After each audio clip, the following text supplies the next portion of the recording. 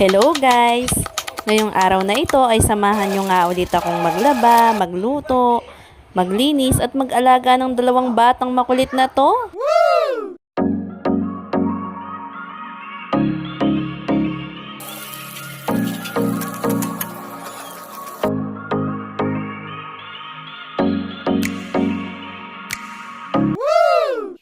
Good morning! Panibagong araw at panibagong kaganapan na naman nga tayo for today's video. Wow! Pagkagising ko pa nga lamang ay una ko na ngang inayos yung pinaghigaan namin. Para matuwa-tuwa naman yung asawa ko. Kasi naman nadatnan niya ako kanina sa kusina na nakatunganga. Kaya naman pasensya na at maglalaban na nga rin ako. Ang una kong ang ginawa ay binanlawan ko na nga lang muna bago ko ilagay sa washing machine. Dahil nga ang washing machine nga namin ay hindi nga automatic. Yung tipong ilalagay mo na nga lamang yung mga maruruming damit at hindi mo na babanlawan, abay pagkalabas tuyo na kaagad. Wala po kaming ganun dito sa bahay dahil ang automatic lang naman dito ay ako. Automatic na tagaluto, tagalaba at saka na nga rin tagalinis. Habang hinihintay ko nga rin niyang matapos ay magluluto na nga muna ako. At pasensya na nga rin po kayo dahil wala nga po akong taga-video. Ngayong araw nga ay magluluto naman ako ng pork kilawin. Ang una ko nga ginawa dyan ay hiniwa ko nga lang ang karning baboy pati na nga rin ang atay ng baboy ng maliliit. Pagkatapos ko nga rin niyang hugasan ay minarinade ko lang siya ng suka, asin, tsaka na nga rin paminta.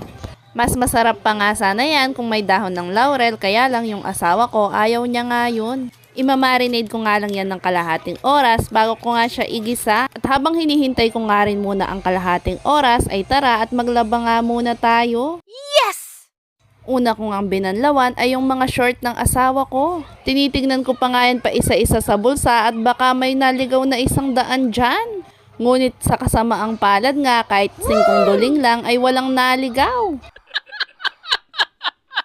Pero di bali na nga lang dahil ang sabi naman niya ay tutulungan niya ako sa paglalaba. Sobrang dami nga rin ng lalabhan namin ngayon dahil bukod sa mga damit ay maglalaba rin kami ng bedsheet tsaka na nga rin kumot. Ang sabi nga niya sa akin ay ako nga daw ang maglaba at siya naman daw yung magbabanlaw. Para naman daw kaagad kaming matapos. Hindi pa nga rin ako tapos dito sa paglalaba ay yung mga bata nga ay inakit na naman nga akong lumabas. Yun pala at manghihingi ng pera, may nakita pala silang nagtitinda ng taho.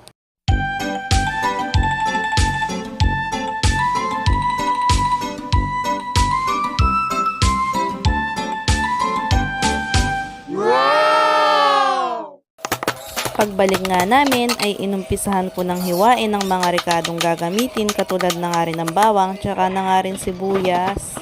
Maiyak-iyak pa nga ako dyan dahil nga sa amoy ng sibuyas. Huwag ka nang umiyak. At ngayon nga ay mag-uumpisa naman tayong manggisa. Wow! Nagprito nga lang ako dito ng bawang at nung mag-golden brown na ay sumunod ko namang ilagay ay ang sibuyas. Hinintay ko nga lang din siyang mag-aroma at pagkatapos sunod ko namang nilagay ay yung patis. Sunod ko namang nilagay dyan ay yung mga baga ng baboy. At dinagdagan ko na nga rin yan ng pampalasang paminta. Puro mga tansyameter nga lang din po yung gamit ko dahil ito'y depende din naman sa panlasa ninyo. Yes! At ipapaalala ko nga rin po pala na hindi po ako expert sa pagluluto. At ito nga po pala ay version ko nga lamang. Yes! Babalik nga tayo dito sa niluluto ko. Pinrito-prito ko nga lang din hanggang sa maging golden brown na yan. Sunod ko na rin nilagay yung mga minarinade kong baboy kanina. Nilagyan ko na nga rin ng tubig at pagkatapos hihintayin ko na nga lang din siyang lumambot. At heto na nga, luto na ang ating pork kilawin. Wow! Pagkatapos ko nga rin magluto ay heto nga at binalikan ko na nga rin yung nilalabhan ko. Dahil nga nabudulis-ril ako ng asawa ko dito. Nung sinabi ko nga na magbanlaw na siya ay aalis daw sila ng kasama niya. Literal na budulis-ril talaga dahil ako na naman mag-isa yung maglalaban nito. Nilabas ko pa naman pati yung mga bedsheet, kumot, tsaka na rin sana yung kortina. Dahil ang buong akala ko ay may makakatulong ako sa paglalaba. At sa bandang huli, ako din pala yung magbabanlaw. Sobrang bibigat pa naman ng mga kumot namin. Kaya naman sa huli, mga kumot na lamang at saka tuwalya yung mga nilabhan ko.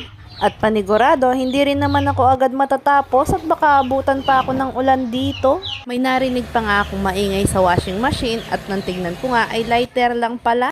At sa wakas nga, natapos nga din ako sa paglalaba, mag-aalas 2 na ng hapon. Yes!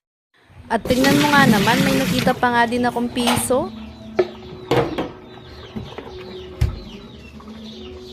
Ano pang mabibili ko dito? Sana naman dinagdagan mo pa ng piso, pambili ko ng candy. At yan na nga lang muna for today's video. Bye!